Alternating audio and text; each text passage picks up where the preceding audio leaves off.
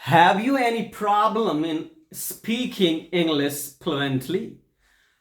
Do you hesitate in expressing yourself in English? क्या आपको दूसरों के सामने में इंग्लिश में बात करने में झिझक तो नहीं होती? Don't take tensions.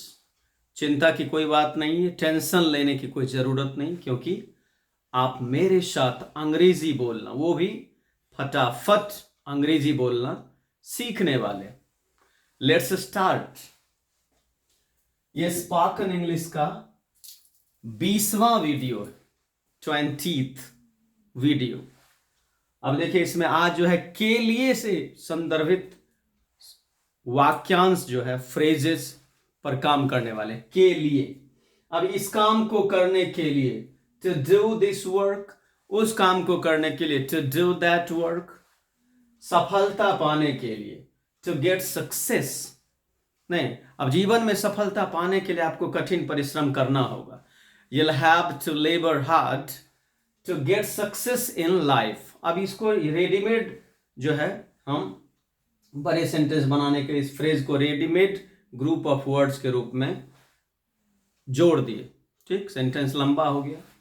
कि सफलता पाने के लिए आपको जीवन में कठिन परिश्रम करना ही होगा। You'll have to labor hard to get success in life। अब to get success में सफलता पाने के लिए, छुटकारा पाने के लिए, to get rid of, rid में छुटकारा, and to get rid of में छुटकारा पाने के लिए। ठीक, छुटकारा पाने के लिए to get rid of, to get rid of, छुटकारा पाने के लिए, कुछ ना कुछ करने के लिए, to do something or the other। कुछ ना कुछ का English something or the other, कोई ना कोई someone or the other, कभी ना कभी sometimes or the other, किसी ना किसी तरह से somehow or the other। हालांकि we have already studied these things in previous videos। पहले ही पिछले वीडियोज में इस सब पर हम चर्चा पहले भी कर चुके। कुछ ना कुछ करने के लिए to do something or the other, कहीं ना कहीं जाने के लिए to go somewhere or the other, कहीं ना कहीं का English somewhere or the other, कहीं ना कहीं जाने के लिए to go somewhere or the other। ठीक, तो to का यूज करते हैं के लिए के सेंस में, हालांकि फॉर का भी यूज होता है, हम बाद में पढ़ेंगे। आगे देखिए, इसे सही ढंग से सीखने के लिए to learn it well, to learn it well, इसे सही ढंग से सीखने के लिए, well का मतलब सही ढंग से, to learn it well, इसे सही ढंग से सीखने के लिए to learn it well। ठीक, अच्छा, इस पाठ को सही ढंग से समझने के लिए to understand this lesson well, नहीं, प्रोत्साहित करने के लिए to encourage, प्रोत्साहित करने के लिए to encourage, हतोत्साहित करने के लिए to discourage। ऐसे तुमसे बात करने के लिए to talk to you, तुमसे बात करने के लिए to talk to you। अब थोड़ा सेंटेंस का एनलार्जमेंट करते हैं। हम आपसे बात करने के लिए ही यहाँ आए हैं।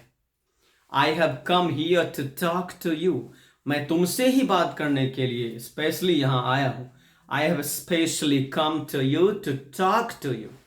ठीक, I have specially come here to talk to you। तुमसे बात करने के लिए मैं यहाँ स्पेशली तुमसे ही बात करने के लिए आया हूँ। I have come here specially to talk to you। आगे है, तुम्हें सच्चाई बताने के लिए to tell you the truth, तुम्हें सच्चाई बताने के लिए to tell you the truth। ठीक,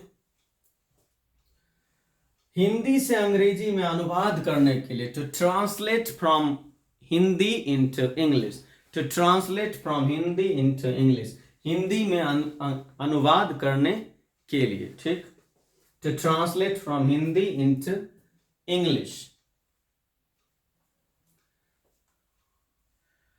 कुछ सहायता प्रदान करने के लिए to offer some help, कुछ सहायता प्रदान करने के लिए to offer some help, जैसे वह आगे बढ़े कुछ सहायता प्रदान करने के लिए। He came ahead to offer some help, वो कुछ सहायता प्रदान करने के लिए आगे बढ़े। He came ahead to offer some help. अब यह उसे समझाने के लिए, to make him understand. अब मुझे उसे समझाने के लिए जाना होगा. I'll have to go there to make him understand. समझना का understand और समझाना का make understand. उसे समझाना तो make him understand. ठीक, मुझे उसे समझाने के लिए वहां जाना होगा. I'll have to go there to make him understand.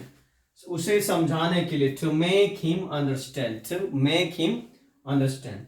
आग में घी डालने के लिए, to add fuel to fire. आग में घी डालना ये एक मुहावरा है, यानी किसी बात को और बढ़ावा देना नहीं, नमक छिड़क देना जले पर, उसी सेंस में है. आग में घी डालने के लिए, to add fuel to fire, to add fuel to fire. आग में घी डालने के लिए. आप यहां आग में घी डालने के लिए क्यों आए हैं? Why have you come here to add fuel to fire? यानी ये सभी जितने सारे फ्रेजेज हैं, हम किसी भी छोटे सेंटेंसेस में ऐड करके उस सेंटेंस को हम बड़ा कर सकते हैं और इंग्लिश में फ्लुएंसी जो है ला सकते हैं, इंग्लिश फ्लुएंट रूप से बोल सकते हैं. ठीक, अब इसी तरह से और भी वर्ड्स, फ्रेजेज और रेडीमेड स्पोकन सेंटेंसेस के साथ फिर हम अगले वीडियोज में मिलेंगे. Thank you for watching and giving your precious time. यदि समझ पा रहे हैं, थोड़ी सी भी सहायता मिल पा रही है अंग्रेजी सीखने में, इवन अ लिटिल बिट, तो चैनल को सब्सक्राइब कीजिए, शेयर कीजिए, लाइक कीजिए और देखते रहिए सिस्टमैटिकली हर एक वीडियो को कई बार. आपकी अंग्रेजी निस्संदेह, undoubtedly your English will be very good. तब तक के लिए take care of yourself. Good bye.